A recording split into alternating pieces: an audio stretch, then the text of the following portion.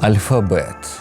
Альфа і бета – дзве самыя вядомыя літары грэцкага альфабету, якія для сучаснага чалавека, што нарадзіўся на нашым абшары, неадрыўна звязаны з вывучэннем сваёй мовы. Бо пачынаем мы ўсе менавіта з альфабета. Далучаючыся да пісьмовай традыцыі сваёй мовы, мы з самага дзяцінства навучаемся выводзіць літары. Таму ў свядомасці застаецца гэта трывалае спалучэнне: альфабет, літары, гукі, мова.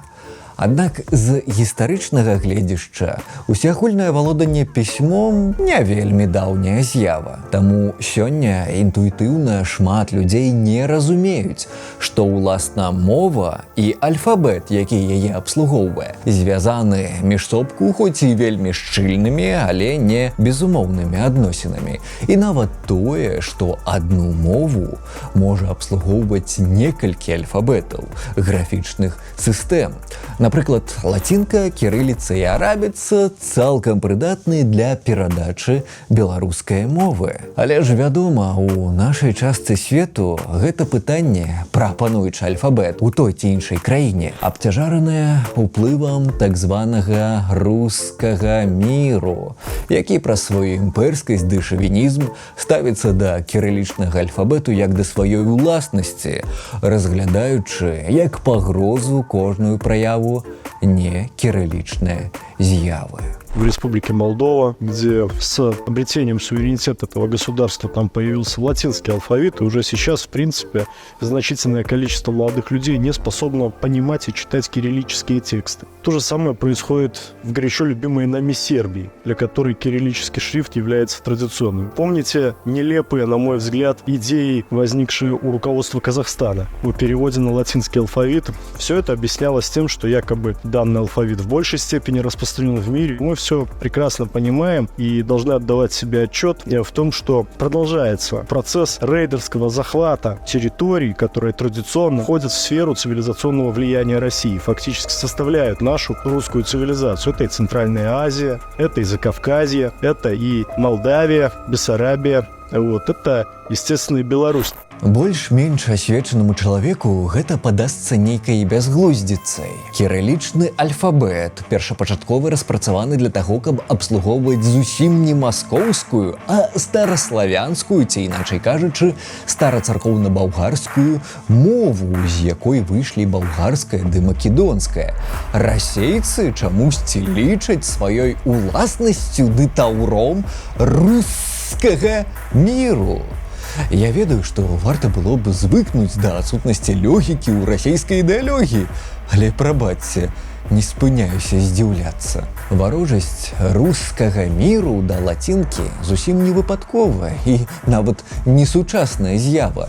Гэтай барбарскай традыцыі налічваецца некалькі стагоддзяў. Вось возьмем 19-е. Акупацыйныя расійскія ўлады бачылі пагрозу ў развіцці нацыянальных моваў ды культуры. Таму у 1859-м галоўнае ўправленне цэнзуры прыняло пастанову аб распаўсюджванні забароны выкарыстання польскага шрыфту да маларасейскай мовы і нагаворку беларускую. Польскім шрыфтам расійскія невукі назвалі лацінскую графіку ў Беларусі, а беларускую мову наогул не лічылі за мову. І гэта ў час, калі амаль усе беларускія пісьменнікі пісалі лацінкай, а сяляне, якія валодалі пісьмом, ведалі яго амаль выключна праз лацінскую графіку. На той момант яны фактычна забаранілі беларускае пісьмо. Зразумела, чаму лацінка трапіла пад пільнае вока расейскага цэнзара. Асіміляцыйную казачку пра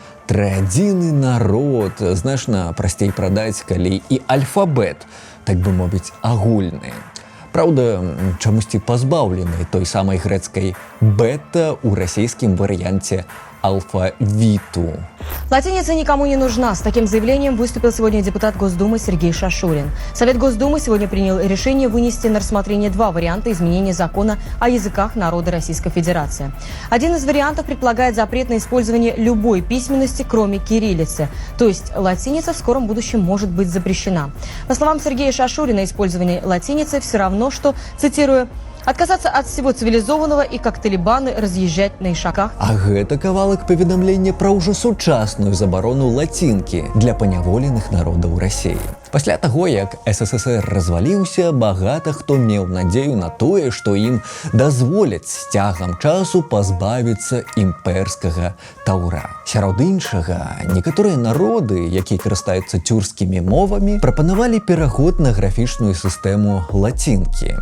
Найперш гэта быў Татарстан. Вопрос о введении латинской графики в Татарстане был поднят уже в начале 90-х. Второй Всемирный конгресс татар, прошедший в Казани в 97-м, рекомендовал республиканским властям принять закон о восстановлении татарского алфавита на основе латиницы. И 15 сентября 99 года Госсовет Татарстана принимает закон о восстановлении татарского алфавита на основе латинской графики. Вядома, гэта выклікала імперскае абурэнне, і хутка у 2002 былі ўведзены змены ў закон, якія забаранялі кожную графічную сістэму, акрамя кірылічнай, для дзяржаўных моў рэспублік федэрацыі. Татарскі нацыянальны рух быў спынены, а Татарстан прымусілі скасаваць сваю лацінку. Расіязацыя татарскага насельніцтва толькі умацавалася.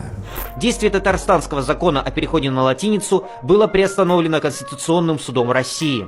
После опубликования нового закона о языках вот такие таблички фактически окажутся вне закона. Недарма расійскі ўрад так усхваляваны пашырэннем лацінкі сярод суседзяў, як гэта было з Казахстанам, які павярнуўся да латинской графики. Переход с кириллицы на латинский алфавит должен символизировать разрыв Казахстана с его советским прошлым. Российские интеллектуалы комментовали это так. Ничего для нас приятного в этом нет. Что там говорить? Это, конечно, несомненно, удар по нашим культурным связям и в значительной степени удар по культурному авторитету нашей страны. Ім, натуральна, боязна. Дарэчы, дырэктар сацыялагічнай службы «Украінскі барометр» Віктор Небаженко яшчэ ў 17-м годзе так каментаваў гэты пераход Казахстану. Переход на латиницу – это, прежде всего, дистанцирование от русского. По своему последствиям, хотя это будет все на уровне анекдота, очень долго, и все будут смеяться, но дело нет. По своим последствиям этот указ президента Назарбаева, который 20 лет говорил про евразийство, сильнее, чем бомбардировка томагавков или даже авианосцы возле Кореи. Потому что он запустил необратимые социокультурные процессы, именно необратимые. Я ведаю, што і ва ўкраіне ёсць прапановы перайсці на лацінскую графічную сістэму, але такія рэчы атрымліваюць зашмат мовазнаўчай крытыкі з нагоды недастатковай абгрунтаванасці пераходу. Хоць спробы ўвесці лацінскі альфабет ва ўкраінскую мову былі і ў гістарычным мінулым. Вось жа з беларускай лацінкай усё крыху інакш. Беларуская мова і сёння біграфічная, двухальфабетная, і гісторыя засваення беларусамі лацінкі вельмі цікавая. Памятайма, што ні лацінка, ні кірыліца не ствараліся, каб абслугоўваць беларускую мову. У абодвух гэтых альфабетах першапачаткова не было багата якіх літар, якія б дазвалялі фанетычна адлюстраваць нашыя гукі. Але, як і іншыя мовы, беларуская адаптавала гэтыя альфабеты. Лацінская мова прыйшла ў Вялікае княства Літоўскае яшчэ ў 13 стагоддзі, але толькі ў 16-м лацінка пачала актыўна выкарыстоўвацца як у розных бюракратычных справах да адукацыі, так і звычайным жыцці грамадства. Напрыклад, тэатральным. Чаму толькі ў 16 стагоддзі? Таму што беларускія землі не абмінулі агульнаеўрапейскія рухі адраджэння, рэфармацыі і контррэфармацыі. А разам з рэнесансам мы ўсё шчыльней інтэграваліся ў еўрапейскую адукацыю і заходнееўрапейскі цывілізацыйны абшар. На нашых землях у Вялікім княстве Літоўскім рэнесанс адзначаецца найперш росквітам лацінамоўнага пісьменства. Менавіта ў літаратуры на лацінскай мове мы назіраем самыя яркія праявы рэнесансу. Вывучэнне лацінскай мовы тады было абавязковым для кожнага адукаванага чалавека, і адаптацыя гэтага альфабета пад уласную мову ў такіх умовах цалкам натуральная з'ява. Лацінскі альфабет, які ўзнік у старажытным Рыме недзе ля 7 стагоддзя да нашай эры, пачалі прыстасоўваць для перадачы беларускай мовы. Вядома, гэтае прыстасаванне, распрацоўка уласнай абцэды даволі працяглы працэс. Асабліва калі ў тваёй мове багата шыпячых гукаў, якіх бракуе лаціне. Тую самую праблему прыстасавання, дарэчы, у свой час развязвалі і палякі. З гэтай нагоды прарасійская прапаганда сцвярджае, што беларуская лацінка – гэта захад па палянізацыі беларусаў, што шалёнае глупства не толькі таму, што вы не пачуеце на беларускай вуліцы польскую мову, адрозна ад мовы каліяльнага суседа з усходу, але і таму, што лацінка ніколі не была маёмасцю Польшчы. Лацінскі альфабет быў запазычаны большасцю еўрапейскіх народаў. Беларусы не выключэнне. Сёння існуе больш за 70 альфабетаў, якія маюць лацінскі падмурак, а гэта каля 35% насельніцтва свету. Наогул, схільнасць абвяшчаць польскім усё нібы шкоднае – гэта, як кажуць, сімптом вядомай хваробы. Фальшивка, самая настоящая, сфабрикованная в Польше. Вінаваціць у польскай лацінке ўсё адно, што вінаваціць у грэцкай альбо арабскай матэматыцы, бо матэматыкі выкарыстоўваюць гэтыя чужынныя альфы і беты ў сваёй матэматычнай мове. Толькі нейкае апраменнае шаленства і неасведчанасць могуць прымусіць чалавека вярсці нешта падобнае. Такім чынам, лацінка ўсё дакладней прыціралася да беларускай мовы цягам некалькі стагоддзяў, пакуль не займела свой уласны беларускі твар. Усё 19 стагоддзе беларускае пісьмо абслугоўвалася лацінкай. Мастацкія творы ды звароты паўстанцаў. Сёння на беларускай лацінцы можна прачытаць іх багата, нават не гледзячы на забароны друку з боку расейскіх акупантаў. Дастаткова згадаць славутую мужыцкую праўду Каліноўскага ці творы Дуніна Марцінкевіча, які літаральна праз цуд і хітрыкі паспеў выдаць некаторыя свае творы па-беларуску пад пільным вокам расейцаў. Неўзабаве пасля гэтага бязлітасны цэнзар пад прозвішчам Мухін забараніў распаўсюджваць нават пераклад пана Тадэвуша на беларускай мове, бо, на ягоную думку, у гэтым была небяспека стварэння, апроч украінскай яшчэ і беларускай літаратуры і распальвання мясцовага патрыятызму. Хутка пасля гэтага галоўнае ўпраўленне цэнзуры прыняло тую самую пастанову, якая забараняла друкаванне беларускіх твораў лацінкай. І гэта, калі большасць людзей, што валодалі пісьмом, былі пісьменныя менавіта праз лацінскі альфабет. Тады нават уласна беларускай сістэмы пісьма кірыліцай не існавала. Але ў гэтым існасць расейцаў. Яны пільна сочаць за тым, каб на акупаваных землях было проста выпаленае поле. Забараняюць развіваць уласную культуру, пісьмо, мову, каб потым вінаваціць паняволеныя народы ў тым, што яны ні на што не здатныя, сялянскія небаракі, якія прагнуць расейскай улады. Стагоддзі ідуць, але нешта не змяняецца. Дарэчы, сам Марцінкевіч пасля паўстання 1863 стаў вязнем, а да забароны беларускай лацінкі дадаліся і іншыя вынішчальныя захады. Ужо ў 20 стагоддзі, у той маленькі перыяд паслаблення імперуючых расейскіх лейцаў, беларуская лацінка займала сваё віднае месца ў беларускім жыцці. Нават славутая беларуская граматыка для школ Тарашкевіча была выдадзена як кірылічным, так і лацінскім альфабетамі. Падобная двухальфабетная сістэма выкарыстоўвалася ў багата якіх творах. Лацінкай друкаваліся Купала ды Колас, нашы несмяротныя клясікі. Такім чынам, менавіта з беларускай лацінкай звязаны лёс беларускай літаратуры, беларускага пісьма. Нават літара У нескладовая, як на шыльдачкі гэтага каналу, упершыню з'явілася менавіта у лацінцы. Пасля часоў сталінскага тэрору ды другой всесветнай, калі адны акупанты лацінапісьмовыя змяняліся на іншых аматараў кірыліцы, беларуская лацінка трапіла ў няміласць. У пасляваенным СССР ужыванне беларускай лацінкі разглядалася як нешта вельмі правакацыйнае, нацыяналістычнае, глыбока антысаўковае. Як сёння кажуць расейцы, русафобскае. На хвалі зарасейшчвання лацінку амаль вынішчылі. Калі турма народаў разбурылася, беларусы атрымалі магчымасць адрадзіць лацінку. На жаль, пасля захопу ўлады Лукашэнкам рэжым зноў пачаў старанна нішчыць беларускую мову. Так старанна, што яна трапіла ў спіс моў пад пагрозай знікнення ад ЮНЕСКО. Але ў гэтай вынішчальнай апантанасці па-за ўвагай рэжыму засталіся навукоўцы, якія займаліся ўласна беларускай лацінкай.